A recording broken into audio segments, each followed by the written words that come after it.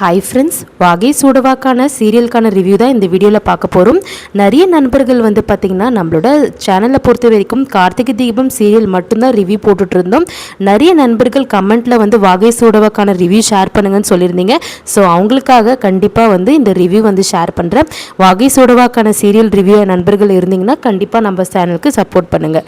இப்போ பார்த்திங்கன்னா நம்மளோட வாகை சூகவால் ஜீவா பார்த்திங்கன்னா தாலி எடுத்து இதை விடக்கூடாது, எப்படியாச்சும் நம்ம தாலி கட்டி ஆகணும் அப்படின்னு சொல்லிட்டு நம்மளோட மீனாட்சி கழுத்தில் நம்மளோட தாலியை கட்டிடுறாரு. கடைசியில் பார்த்திங்கன்னா ஆதி பார்த்திங்கன்னா கரெக்டாக தாலி எடுத்துகிட்டு போய் கட்டும்போது ஜீவா ஆதியை தள்ளி விட்டுட்டு எல்லாரும் பார்த்திங்கன்னா ஜீவா ஜீவான்னு கத்துறாங்க.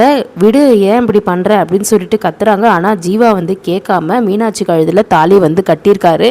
இப்போ பார்த்திங்கன்னா அந்த அதிர்ச்சி தாங்க முடியாமல் மீனாட்சியோட அம்மா பார்த்திங்கன்னா பயங்கரமாக ஒரு டென்ஷன் ஆகி பார்த்திங்கன்னா மயங்கி விழுந்துட்டாங்க. ஆல்ரெடி மீனாட்சியோட அம்மாவுக்கு ஹார்ட் ப்ராப்ளம் இருக்கிறதுனால இப்போ பார்த்திங்கன்னா நம்மளோட மீனாட்சியோட அம்மா ஹாஸ்பிட்டலில் ரொம்பவே சீரியஸான ஒரு கண்டிஷனில் இருக்காங்கன்னு சொல்லலாம்.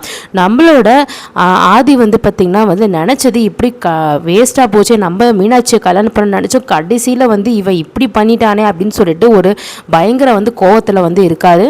ஒரு பக்கம் மீனாட்சியுமே செம்ம கோவத்தில் இருக்காங்க. நீ எதுக்காக இப்படி பண்ண, எங்கள் அம்மா கோசம் தானே நான் கல்யாணம் பண்ணிக்கிட்டேன் அப்படின்னு சொல்லும் போது ஜீவா கேட்குறாரு, உண்மையிலே நீ என்னை விரும்புகிறதானே மீனாட்சி, அப்புறம் என்ன அப்படின்னு சொல்லும் போது, விரும்புறேன்னா அதுக்கு இப்படியா கல்யாணம் பண்ணிக்கணும் அப்படின்னு சொல்லிட்டு கேட்கும் போது, அந்த ஆதி ஒரு தப்பானவன், அதை நான் உங்கள் அம்மா கிட்ட கூட சொல்லி புரிய வச்சுருப்பேன், இந்த மாதிரி பிரச்சனை இருக்கத்தோடு தான் நான் விட்டுட்டேன், இதுக்கப்புறம் உன்னோட வாழ்க்கையை நான் வீணாக்க மாட்டேன்னு சொல்லிட்டு தான் நான் உன் கழுத்தில் தாலி கட்டினேன்.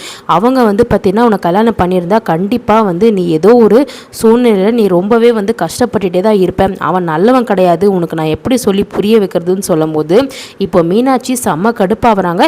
எங்கள் அம்மாவோட நிலைமையை பாரு, எனக்கு ஆதரவாக இருந்தது எங்கள் அம்மா மட்டும்தான், இப்போ உன்னால தான் எங்கள் அம்மா ரொம்பவே சீரியஸான கண்டிஷனில் இருக்காங்க, இதை பாரு, நீ தாலி கட்டிட்ட, ஆனால் நான் உன் கூட சேர்ந்து வாழ்வன் மட்டும் நினைக்காத, எனக்கு இப்போ செம்ம கோவத்தில் இருக்கேன், நீ தயவு செய்து இங்கேருந்து போயிடு அப்படின்ற மாதிரி மீனாட்சி எடுத்தெறிஞ்சு பேசுகிறாங்க.